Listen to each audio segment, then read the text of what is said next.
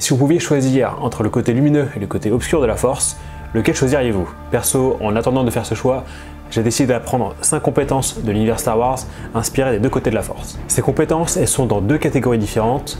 On a d'un côté les acrobaties et de l'autre côté le maniement des armes. Et comme chaque compétence m'a pris un certain temps à apprendre, j'ai pas voulu faire un montage à la va-vite. Donc cette semaine, on va se concentrer sur les acrobaties et la semaine prochaine, il y aura une autre vidéo sur le maniement des armes. Donc abonnez-vous et activez la cloche pour être sûr de recevoir la notification le jour J. Restez bien jusqu'au bout de la vidéo parce que j'ai un truc à vous annoncer et j'ai un truc à vous offrir. Sans plus tarder, je vous emmène avec moi dans le voyage interstellaire de ma progression. Donc bouclez vos ceintures et restez accrochés parce qu'on décolle maintenant.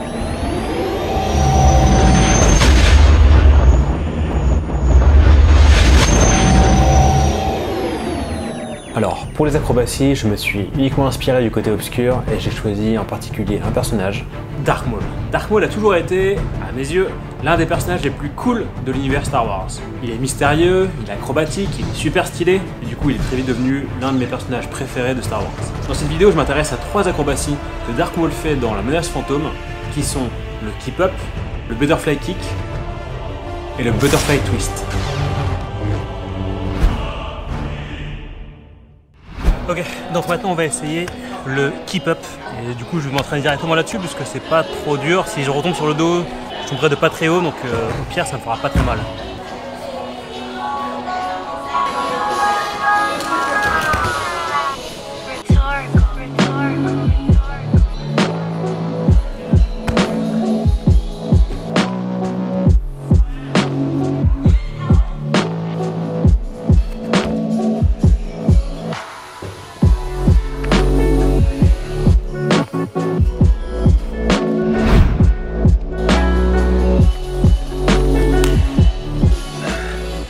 C'est pas le plus beau, mais ça passe. Le tout, c'est d'être bien explosif et de pousser vers le haut et pas vers l'avant. Et il me semble que dans La Menace Fantôme, Dark Maul il le fait sans les bras. J'ai trouvé ça. Du coup, c'est nickel, je vais pouvoir m'entraîner avec ça pour simuler un sabre.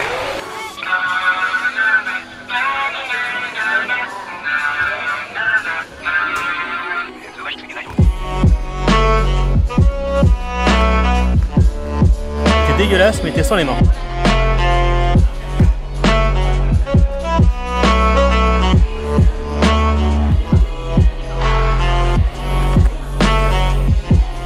Moi ça me va comme résultat, je passe à la suite. Au final ça m'a pris à peine 30 minutes pour apprendre cette figure, donc c'était pas la plus compliquée, c'était moins compliqué que ce que je pensais. J'ai un peu plus galéré sur la suivante. Le Butterfly Kick ou saut papillon, c'est une figure qui ressemble un peu à une roue sur les mains où on se retrouve avec le corps parallèle au sol. Cette figure, je vais l'apprendre parce que c'est la base de la figure qui va venir juste après. C'est une figure qui, normalement, peut s'apprendre en moins d'une journée. Dedans, il y a 3 étapes principales. Le setup ou la préparation, on va faire quelques pas pour se donner un peu d'élan. Deuxièmement, le lancement du Butterfly Kick en lui-même. Et enfin, l'atterrissage sur l'autre pied.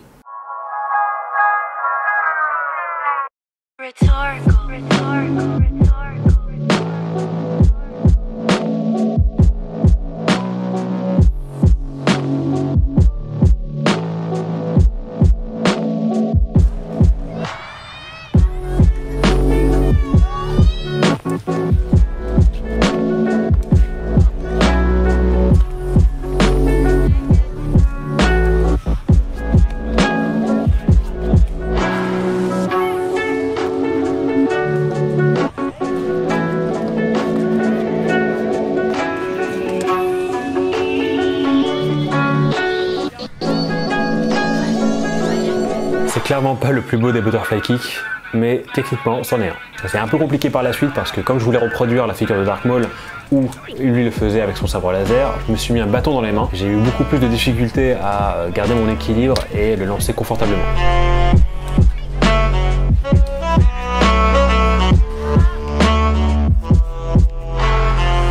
J'ai eu pas mal de soucis avec ce mouvement parce que je regardais trop souvent le sol, ce qui m'attirait en fait vers le sol. Malgré ça, les compétences étaient apprises, c'était plus qu'une question de pratique avant de pouvoir le lancer avec une bonne forme. Et puis je le rappelle, le Butterfly Kick, c'était que le prérequis pour la figure suivante, qui est un poil au-dessus, vous allez voir ça tout de suite. Alors le butterfly twist, c'est quoi? C'est un butterfly kick qu'on lance avec une rotation à 360 degrés en plein milieu de la figure. Autant vous dire qu'on vient de franchir un palier en termes techniques. Sachant que mon objectif, c'est de le lancer en extérieur, sur un sol dur, avec un sabre laser à la main. Autant vous dire qu'il y a eu pas mal de boulot. C'est clairement la compétence qui m'a pris le plus de temps à apprendre parce que j'ai étalé la pratique sur à peu près 1 an et demi. J'ai commencé gentiment à pratiquer 10-15 minutes par-ci par-là dans des salles spécialisées. La toute première fois que je l'ai atterri, c'était il y a quelques mois dans un parc à trampoline où je partais d'un bloc de mousse et j'atterrissais sur un trampoline. Ça me permettait d'enlever la peur et de m'habituer à la sensation. Pour autant, j'étais encore très loin de pouvoir le lancer en extérieur. Pour m'aider à la transition entre le parc à trampoline et l'extérieur sur du béton, je suis parti m'entraîner dans une salle à Saint-Denis qui s'appelle le PL City Beast et je me suis donné une après-midi pour le lancer et l'atterrir au sol. La technique que j'ai utilisée est la suivante. Je partais d'une pile de blocs en mousse et je lançais mon bitwist depuis le haut et j'atterrissais sur un sol matelassé. Une fois que j'y arrivais, je retirais un à un les blocs de mousse. L'idée c'est que si j'y arrive depuis 7 blocs de mousse, qu'est-ce qui m'empêche de le faire depuis 6? Il n'y a que 3-4 cm de différence, donc normalement ça devrait le faire, non?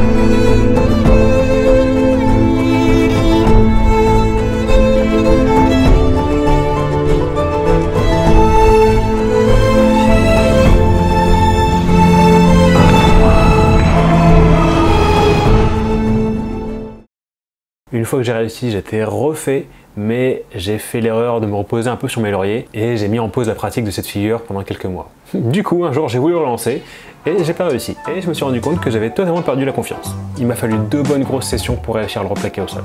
Je rappelle que l'objectif, c'est de le lancer au sol avec un sabre laser et jusqu'à présent, je le lançais sans rien. Et du coup, j'ai trouvé ce bâton en mousse et du coup, m'entraîner à faire le bitwist avec le bâton. Et j'ai continué à m'entraîner jusqu'au moment où j'ai pu rentrer la figure sur matelas, puis de bloc matelassé vers bloc matelassé, puis au sol, toujours un peu matelassé,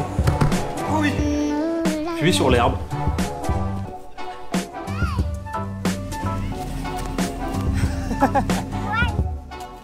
Ils étaient tellement choux.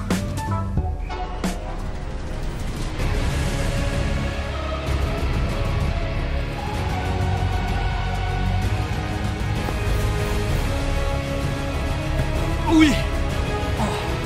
Dark Maul, prépare-toi, je vais te défoncer.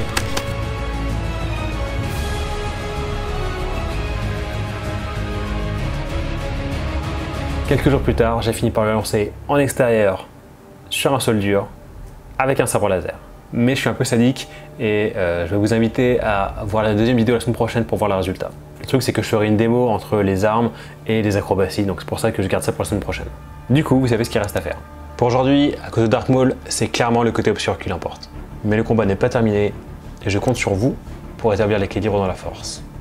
Et comme promis en début de vidéo, j'ai une nouvelle à vous annoncer. J'ai décidé que cette année, sur la chaîne, j'allais essayer de vous inspirer à passer à l'action. Pour ça, je vais commencer à sortir des vidéos pour vous motiver et vous challenger à sortir en dehors de votre zone de confort. En attendant, je vous ai concocté un guide que vous pouvez télécharger dès à présent qui contient 50 idées de challenge que vous pouvez relever cette année. Il y a 9 catégories, il y en a pour tous les goûts. Et du coup, pour le télécharger, c'est super simple. Il suffit de cliquer sur le lien que je vous mets en description. Je termine avec cette citation de Roosevelt que j'adore. Il est dur d'échouer, mais il est encore pire de n'avoir jamais tenté de réussir. Allez, à la semaine prochaine. Ciao!